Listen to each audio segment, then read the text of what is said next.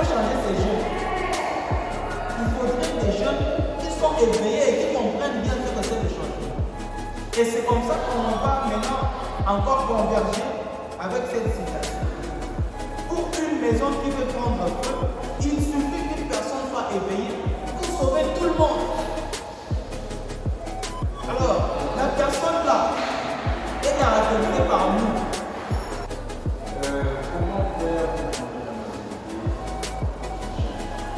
Comment faire pour changer la J'aimerais bien qu'on parle prochainement de la notion du temps. Il y a de grandes lignes à l'intérieur. Je pense que vous avez le droit de poser toutes les questions. J'ai cédé par rapport au temps. Et ne savent pas que nous sommes financiers. Parce que nous sommes là, nous luttons contre les antivaleurs. Maintenant, eux là, ils sont dehors. Ils ne savent pas que maintenant, qu'est-ce que nous pouvons faire? Ce qui nous différencie, ce sont les péchés. Eux, ils volent, ils laissent et tout. C'est aussi un péché, mais il faut savoir comment changer ça. Et pour changer, il faut être influencé.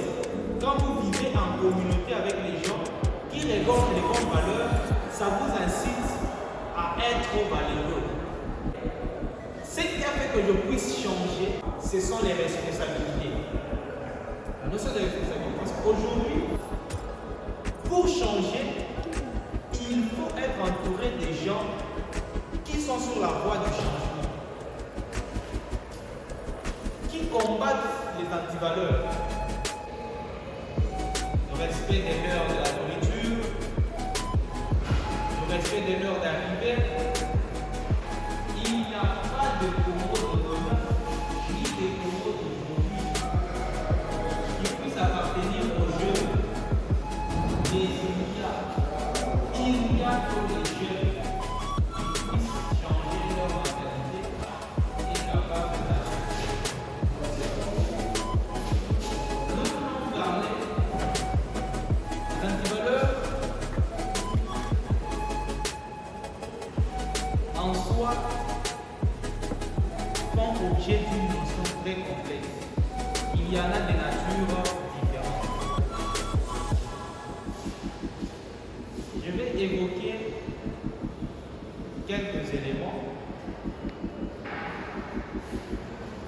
La notion de temps, un élément important. Nous ne pouvons pas nous détourner de la notion de temps. Le temps est précieux et on ne se fait pas ami au temps. L'organisation commence par le respect du temps. Je trouve qu'ici, on va parler de phase de changement de mentalité. C'est comme ça qu'il faut comprendre qu'il y a une très grande différence entre le changement et la prise de conscience. La prise de conscience est contenue dans le changement. Nous avons besoin de changer de mentalité des gens. Nous devons comprendre ce que c'est changer. Et nous devons nous-mêmes changer. Parce que vous devez comprendre que tous, soit tous les jeunes, nous ne sommes pas parfaits. Nous sommes imparfaits. Et c'est ça qui définit l'homme. Mais la particularité qu'il y a entre l'homme et toute autre créature, c'est le combat qui est à la disposition de l'homme. Le combat qui fait à ce que l'homme travaille nuit et jour pour embrasser l'humanitarisme.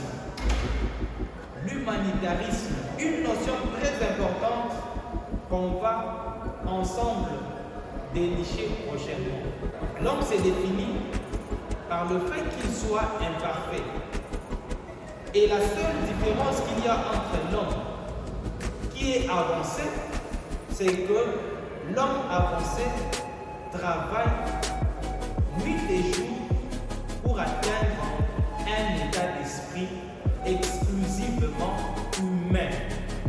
Tout ce qu'on appelle humanitarisme. Être humain au sens vague recueillir toutes les attitudes. Mais ici, on parle de l'humain au sens du conservatisme des bonnes valeurs, l'humanitarisme, qui prône l'amour de son prochain. Au-delà de tout, nous, jeunes, nous devons comprendre que le fait qu'on soit ensemble, c'est pour une lutte noble. Un jour, nous serons à la représentation au niveau de la République aux instances supérieures. Nous serons obligés d'avoir de l'éthique, d'avoir du respect, l'amour, l'abnégation, des aptitudes intellectuelles et que c'est pour y parvenir, ça ne tombe pas du ciel comme de la main. Nul, même les plus grands et bons conférenciers, n'est parfait.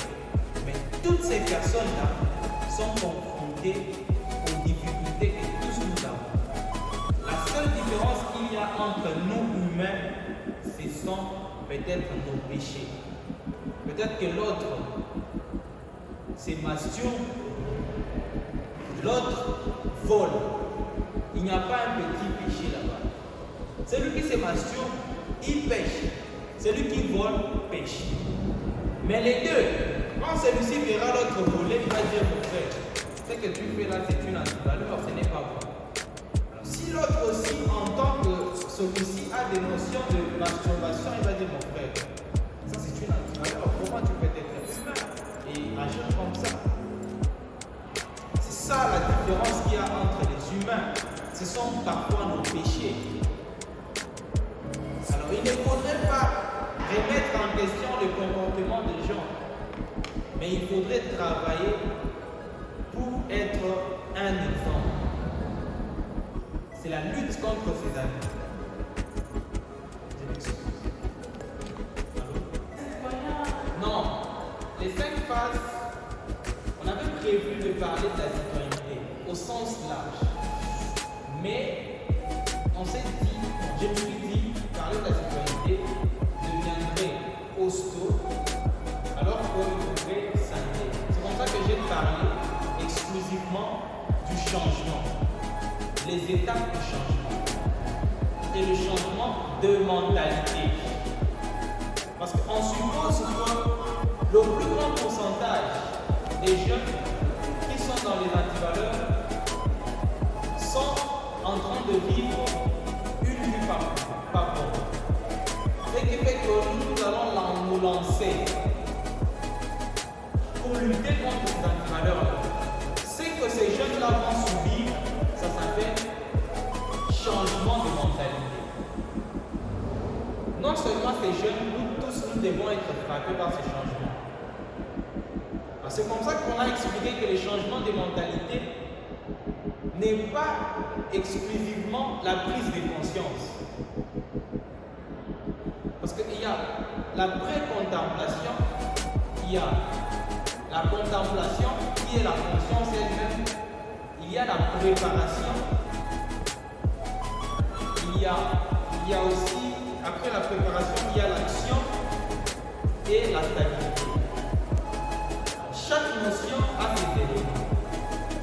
La pré-contemplation est une phase première. Cette phase, c'est la phase qui englobe beaucoup de jeunes, soit le mode de vie de plusieurs jeunes. Ils vivent selon eux, malgré eux. Ils ne savent même pas qu'il faut subir un changement. Un jeune, par exemple, qui est au bout, il se réveille, il ne pense qu'à ça. Selon lui, ce n'est pas un méfait, c'est un bon acte. Parce qu'il peut ravir ça et là, c'est payer du pain et tout. Mais selon nous, c'est une antivaleur. Ce jeune-là, pendant qu'il vit cette antivaleur comme valeur, comme mode de survie, il n'a même pas l'idée de changer. C'est cette phase-là que nous appelons pré-contemplation. Et la phase de contemplation, c'est la phase de la remise en question. Le monsieur qui est Koulouna, il se rend compte qu'il est Koulouna en vrai. Et il s'est dit qu'effectivement, il doit y avoir quelque chose en moi. Et il y a maintenant la troisième phase qui maintenant vient faire appel à son existence. Là maintenant l'individu accepte de vouloir changer. Pendant cette phase-là, l'individu cherche à changer. Et maintenant, c'est pourquoi on appelle, c'est la phase de préparation. La phase de préparation, l'individu se prépare.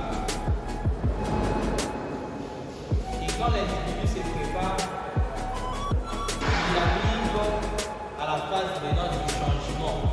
L'individu change. Une fois que l'individu change, il reste constant. Il quitte le comportement là tout entier, il reste maintenant constant, il garde ses valeurs, il évite de commettre ses histoires. Je ne sais pas si on se comprend ou il y a encore besoin d'ordre. On est mis sur une même longueur d'onde. Dans ce contexte, on parle du Congo. Par rapport au Congo,